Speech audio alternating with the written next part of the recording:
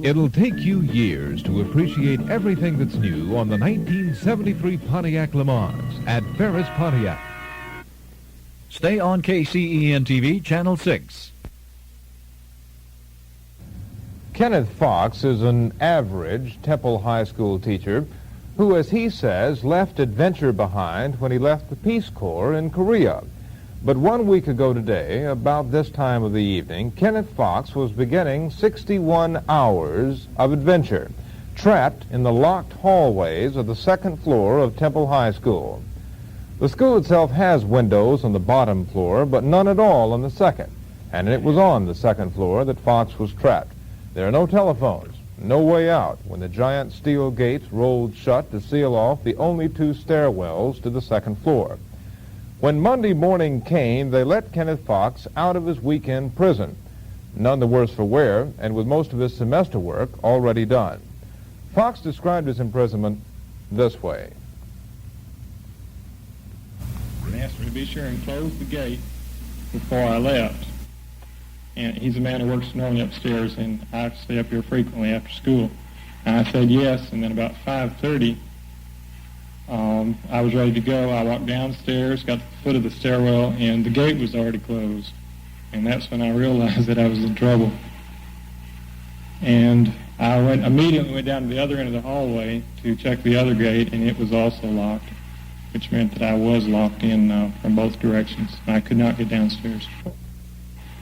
My first thoughts were, is anybody there? Is anybody else in the building? I rattled the gates. I hollered.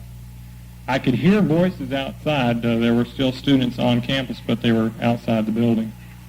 And I tried to attract attention when I realized there was no use there.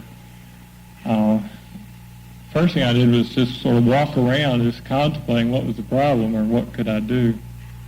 And then I figured I might as well get busy.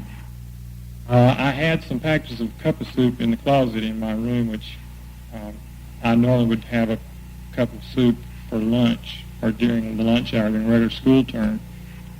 And there was hot water tap, and there was a cup in there which I used. So I had some soup, hot soup to drink, sort of lukewarm soup to drink. Was there ever a moment when he was afraid? Only time I don't know if I was afraid or not. I became a little bit uneasy late. I think it was Friday night. I have a FM radio cassette tape recorder all together in one little unit, and FM will pick up Channel 6. So I listened to the Channel 6 programs really most of the time I was here. And Friday night there was a program called Shock Treatment, which was sort of a suspense drama.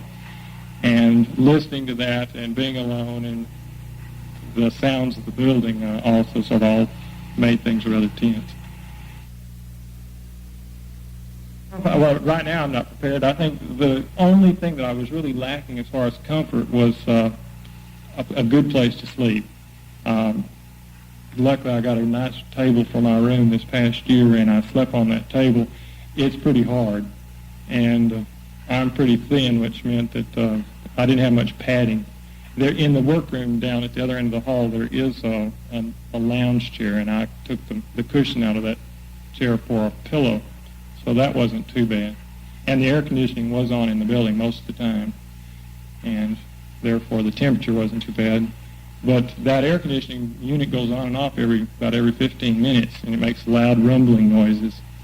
And there's a clock in the hallway, which I was never aware of before, but the clock every hour makes a very strange noise. As the second hand goes up to the hour, the second hand vibrates, and it sounds just like footsteps.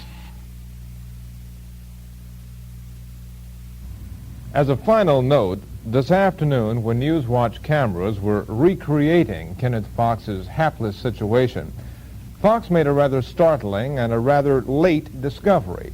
He found that by merely lifting up one of the ceiling panels, he might, last weekend, have crawled to freedom in the narrow space between the ceiling and the roof.